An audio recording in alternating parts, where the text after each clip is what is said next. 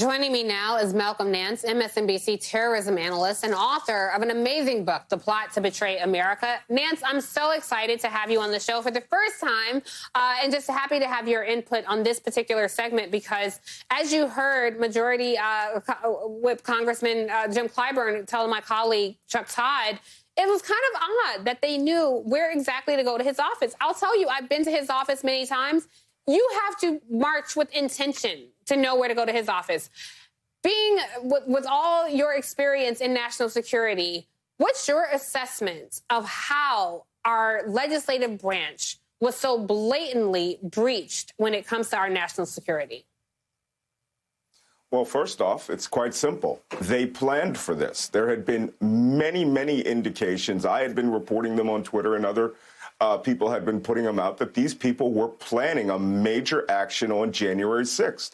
As soon as the certification happened on December 14th, they started talking about January 6th going to the Capitol. Donald Trump tweeted about it, that come to the Capitol, it'll be wild.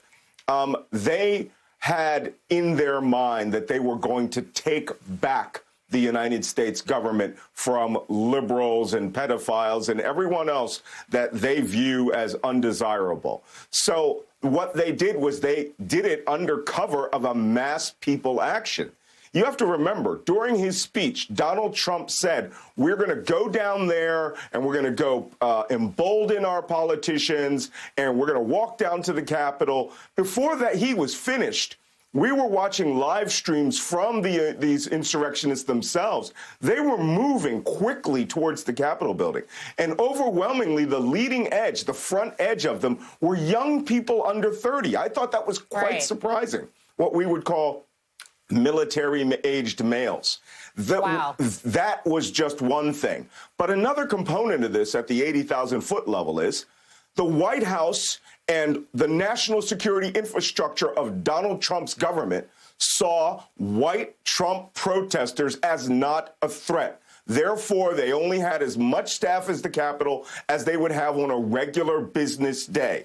This was a national security event. The Vice President of the United States was there. The Vice President-elect was in the room, both with Secret Service details. The Speaker of the House was there. The President pro tem was there. 1/3 of the United States government could have been killed or injured.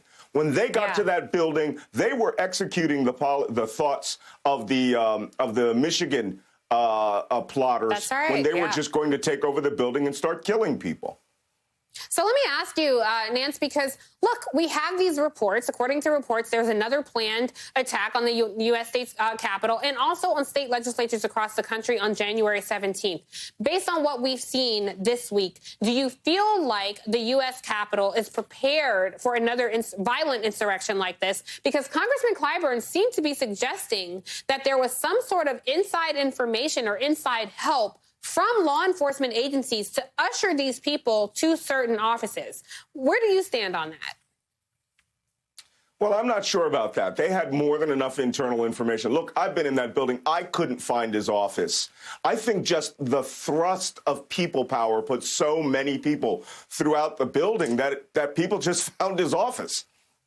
Now, the place where it was most dangerous was the Speaker's lobby, and that's where deadly force was used to keep those rioters from getting into the chambers where there were hundreds of members inside there and possibly carrying out executions. They built a gallows on the mall, right?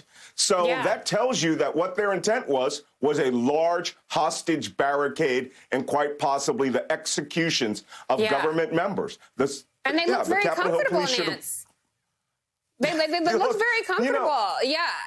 Let me just ask you because they chanted hang Mike Pence. Yeah, exactly. Let me ask you, because we're running out of time, and I really want to get to this because according to reporting, the Washington Post ran a story about Secret Service agents being asked to step down, essentially, that they're reassigning Secret Service agents to President-elect Joe Biden because there were concerns about QAnon believers and strong-hearted MAGA supporters infiltrating the Secret Service. The Secret Service is not just guard the president. They don't just guard the vice president. They guard a lot of leadership within our country. How concerned should we be that these violent insurrectionists have infiltrated certain parts of our law enforcement, particularly Secret Service, and quite frankly, law enforcement across the country? You know, until recently, I believe that these organizations like the Secret Service, U.S. Marshals, other federal law enforcement agencies were what I call a jealous organization. They are jealous of their role and their loyalty to that job. But let me point out one of the top insurrectionist, people who stokes radio every day is Dan Bonino, the owner of Parler. He was an ex-Secret Service officer under Barack Obama. The head of they had taken one of the senior Secret Service officers out of the Secret Service and made him a political appointee for Donald Trump, and now they've put him back into the Secret Service. What I'm afraid of as a counterterrorism specialist is that they're going to get an Indira Gandhi situation where one of her bodyguards killed her. Right? Rajiv Gandhi, one of the bodyguards allowed a woman with a suicide bomb next to him and blew him up. All bets are off now, right? A full scrub of the United States government has to be done to ensure that all members of government, no matter their party, are kept safe. Nance, I got to tell you, I've sat next to you at a party before. The national security stories you tell on a global scale are quite compelling. So thank you so much for bringing some context to this conversation, and you'll definitely be back on the Cross Connection. So thank you for making the time this Saturday.